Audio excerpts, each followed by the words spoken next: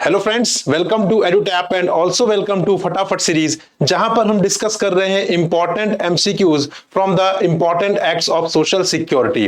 तो इससे पहले हमने 3 एक्ट्स कवर कर चुके हैं सोशल सिक्योरिटी लॉज में से।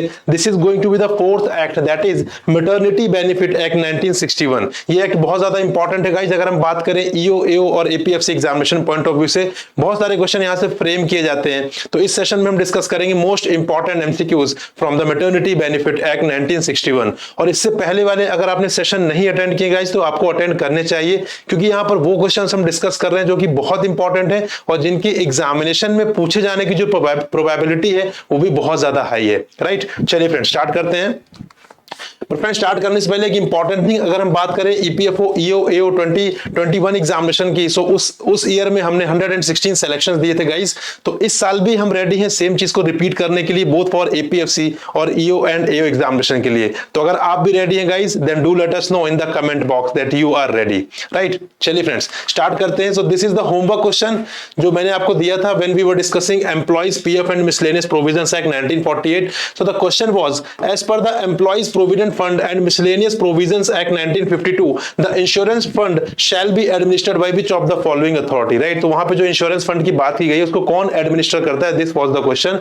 Your options are central board, executive committee, appropriate government और central government. What is the right answer guys? The right answer is option number A, that is central board. So central board जो है वो administer करता है insurance fund को। Right, so here you can read the explanation as well that the insurance fund shall be administered by the central board. ठीक है friends. Now guys, so this was the homework question. Now this is the question number first of this session. So as per the Maternity Benefit Act 1961, a woman shall not be employed immediately after delivery or miscarriage during the period of 7 weeks, 6 weeks, 8 weeks or 12 weeks. Friends, जब भी किसी women की delivery हो रही है या miscarriage अगर हुआ है तो उसके कुछ पीरियड तक उसे एम्प्लॉयमेंट में नहीं रखा जाएगा बाय द एम्प्लॉयर। और ये प्रोविजन किस लिए रखा गया गाइस? विमेन की हेल्थ को ध्यान में रखते हुए, ताकि उनकी हेल्थ जो है वो सेफ रह सके। राइट, हेल्थ सेफ्टी के लिए इन्होंने ये प्रोविजन ऐड किया हुआ है। So right answer is option number B. ठीक है, during the period of 6 weeks, 6 weeks तक उन्हें एम्प्लॉयमेंट में नहीं रखा जाएगा, उनको रेस्ट करने दिया जाएगा। Right, this is the provision guys.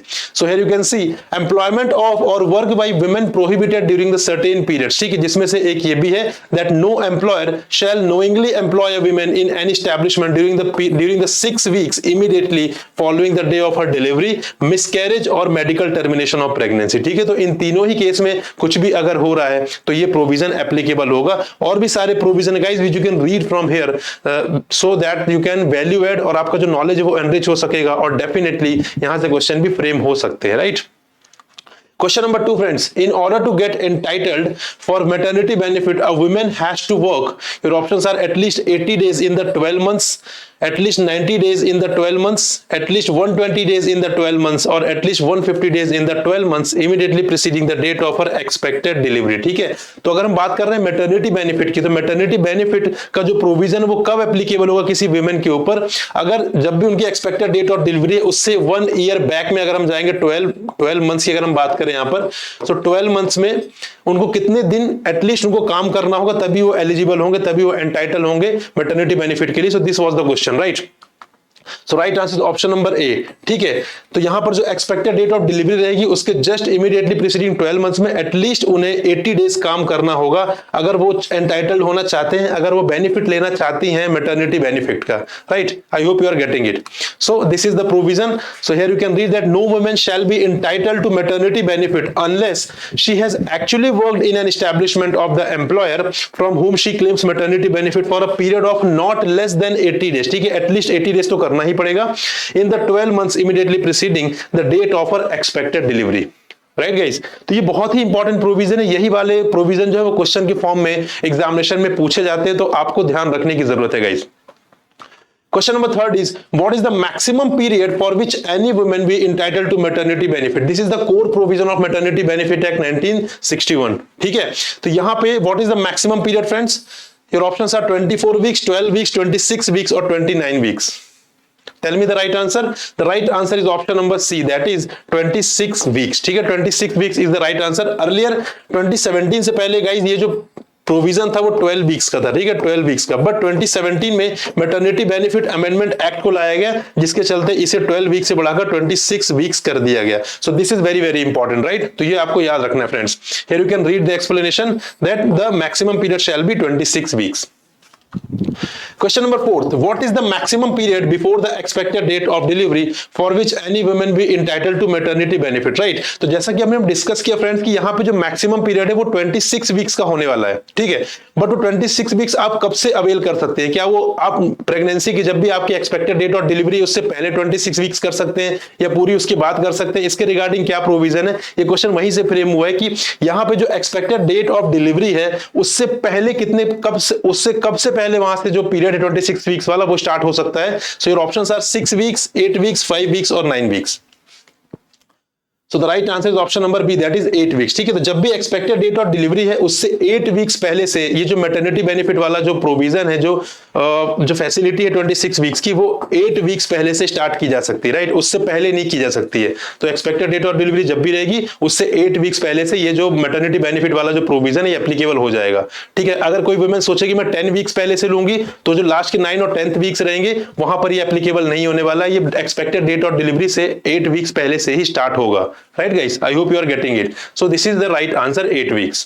So here you can see the maximum period for which any woman shall be entitled to maternity benefit shall be 26 weeks, of which not more than 8 weeks shall precede the date of her expected delivery, ठीक है। 8 weeks से ज्यादा नहीं होना चाहिए जब भी वो expected date of delivery होगी उनकी, right? Question number 5 is what is the maximum period for which any woman having 2 or more surviving children be entitled to maternity benefit, ठीक है।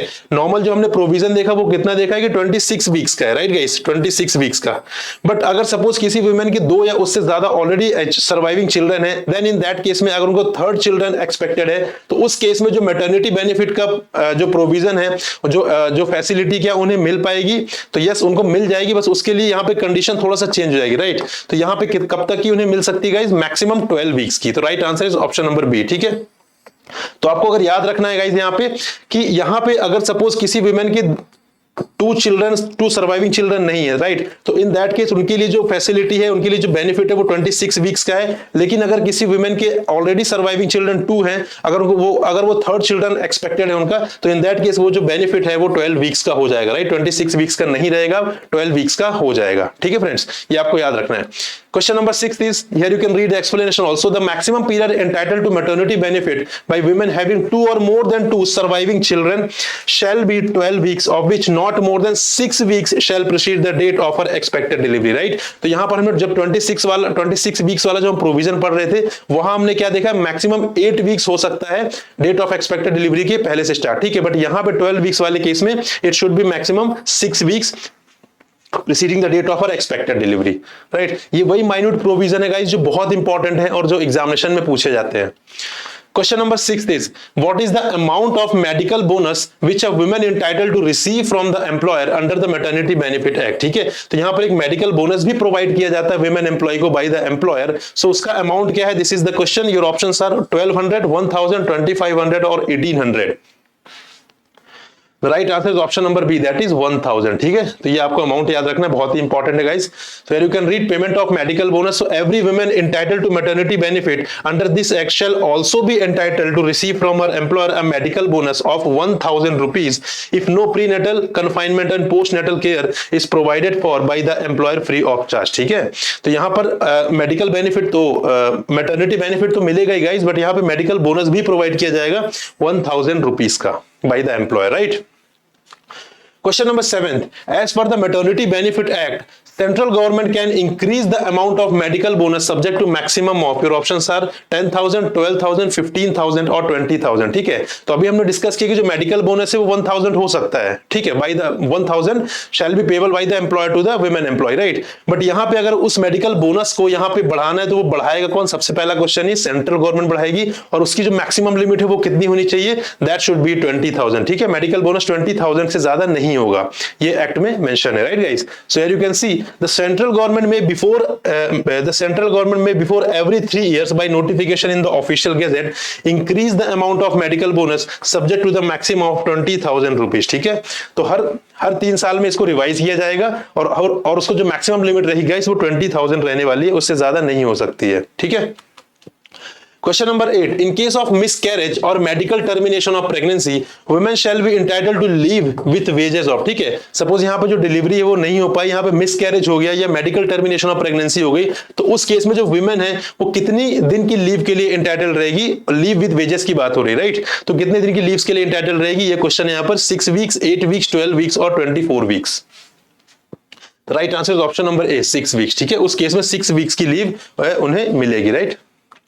So here you can see leave for miscarriage etc. So in case of miscarriage or medical termination of pregnancy, a woman shall, on production of such proof as may be prescribed, be entitled to leave with wages at the rate of maternity benefit for a period of 6 weeks immediately following the day of her miscarriage or as the case may be or her medical termination of pregnancy। ठीक है, तो जब भी जिस भी दिन उनकी miscarriage होगा या मेडिकल टर्मिनेशन ऑफ प्रेगनेंसी होगा उस दिन से 6 वीक्स तक की उन्हें लीव विथ वेजेस मिलेगी यहां पर, राइट?